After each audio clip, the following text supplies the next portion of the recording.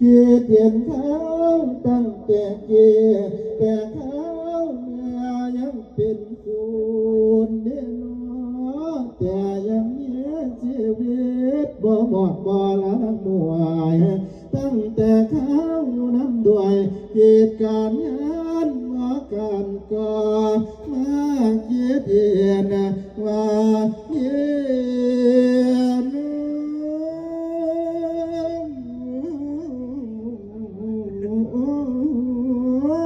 เคยกินข้าวอัมพาเคยกินป่าโน้วำกลางว่าเข้าจีว่ากวนอ่างคิดไปมามันโลดจุกสังมันเนียนอังอยู่ในสวนบ่มีวันสิวันกับเสือตายสลายนางเมียนเวียนยันไปเนากันอยู่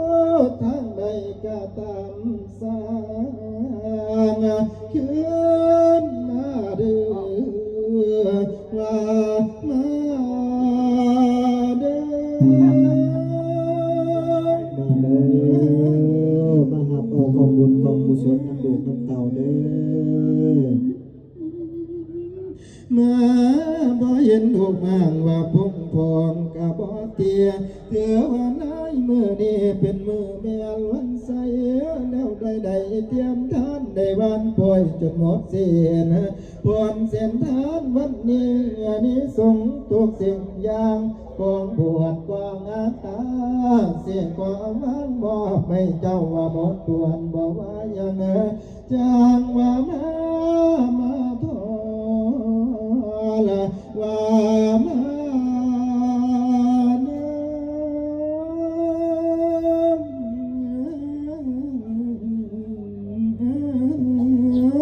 มาดอนเจ้าอย่าฆ่ามาวัดนะเจ้าอย่าเวมาวัดนู้นปาเทอย่าเวรินอย่าอยู่เสยอย่าเสียเศร้าระวังเกิดยินอาจมาหน้าดงหากเจ้าลงคนทางให้หับฟังเสียงนี้มานี่เนี่ยอย่าเข้มแก่นเม็ดสังไฟ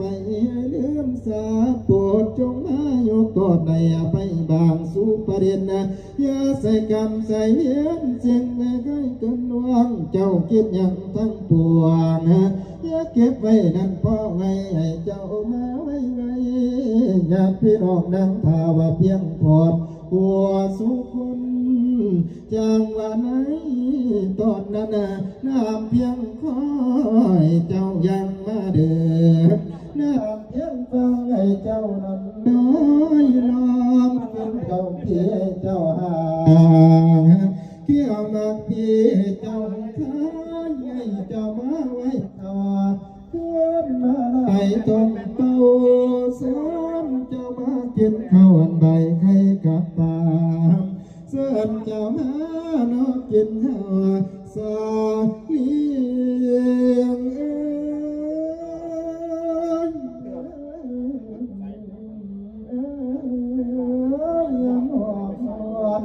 บ้านเฮา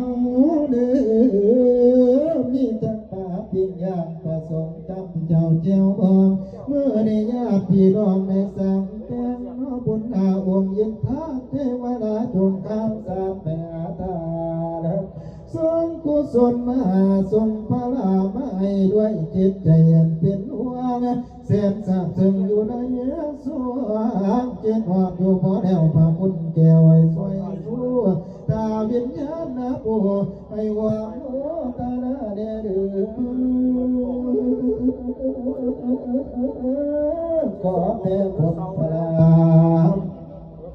ให้แก่พวกลูกหลานพวกที่เราอยู่ทั้งบ้านผลสิทธันในวันนี้ขอโชคสิ่งอย่างเสียก่อมันมอบให้เจ้ามา